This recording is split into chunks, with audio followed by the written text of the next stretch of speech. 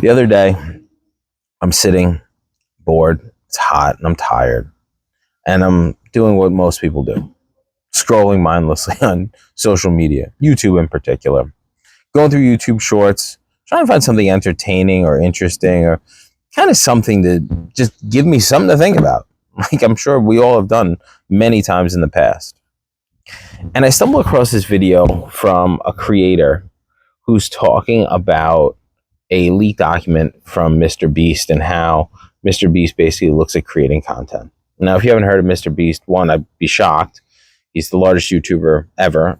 And two, he's been incredibly successful. So, of course, after hearing that, my ears perk up because, well, I try to make YouTube videos. And, of course, I want to get better. I'd love to grow this audience. I'd love to help more people. I'd love to just do things that people find useful, as I think we all do at the end of the day. So I get on the video, I find it. It's about an hour long. If you look it up, you can find it yourself. It's on YouTube. And it goes through the whole entire document, basically word for word. And one of the things that I found interesting about the document is there was a book that was referenced in there called The Goal. It's a book I've never heard of before, never heard of the author before. And it's a book from the 80s. Never seen it on Instagram book talks, never seen it on Reddit forums, never seen it on YouTube book talks, which kind of got me wondering, why the hell would he reference some book that I've never heard of, that nobody else has ever heard of, but yet he made a point of talking about it. So I said, why not? I look at it. It's free on Audible.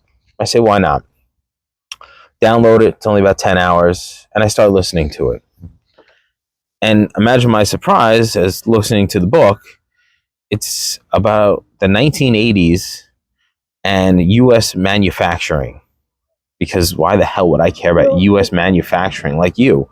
Who the hell would care about U.S. manufacturing 40 years ago? How the hell could that be relevant to today? Well, oddly enough, it actually is. In more ways than you would think. So, the premise of the book comes down to a couple of core topics. And if you want to listen to the book or read it, maybe switch off now. If not, I'll give you kind of the cliff notes of what I took out of it. And the point is, what's the goal? What's the goal of whatever you're doing specifically? In this instance, it was a manufacturing plant. What's the goal of the plant? The goal, obviously, is to make money. But yet they're getting bogged down in all these other details, all these other things. And it got me thinking, what is the goal? What is the goal of, for instance, what I'm doing or what you're doing? What's the goal of all of these different things? And it makes you put it into perspective. For instance, for the longest time, I thought the goal for me was to eat less calories and move more. Right. Eat less, move more. You hear it all the time. Yeah, the only problem is what they don't tell you is that doesn't really mean a whole heck of a lot. For instance, eating less could be construed as eating less amount of food total opposed to less calories or less macros, when in reality, it doesn't quite work that way. And the second part of the book was how they got to these answers. And what was interesting for me, or what kind of hit home, was they use the Socratic method.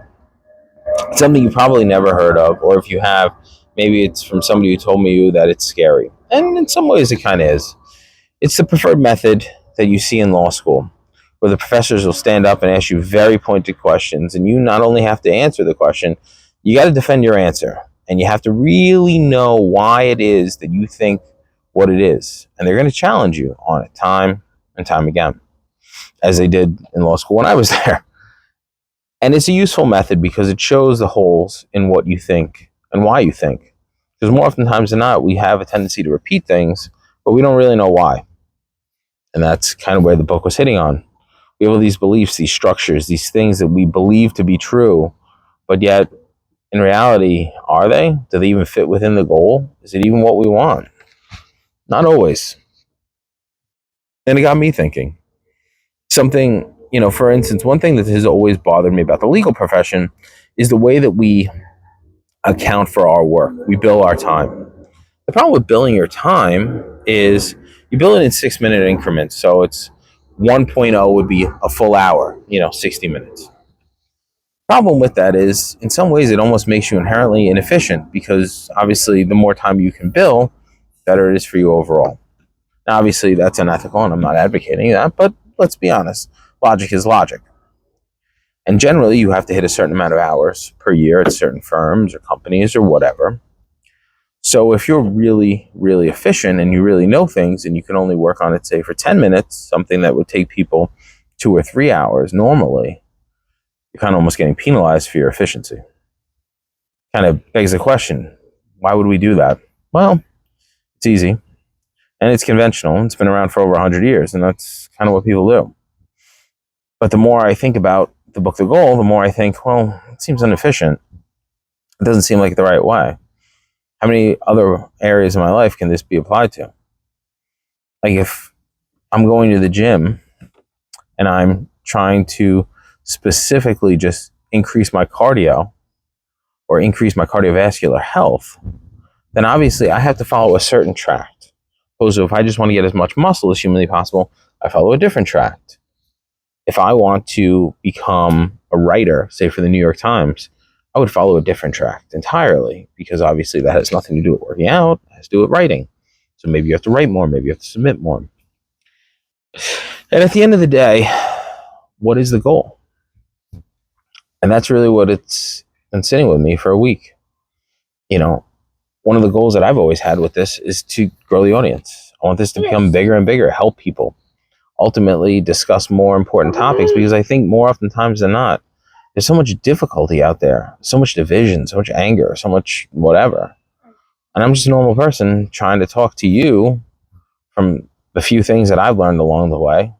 Maybe share a few things you have.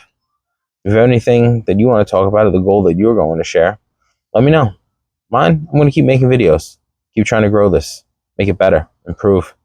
See, maybe I can become the next Mr. Beast. Just kidding. Or maybe I'm not. We'll see. Have a great night.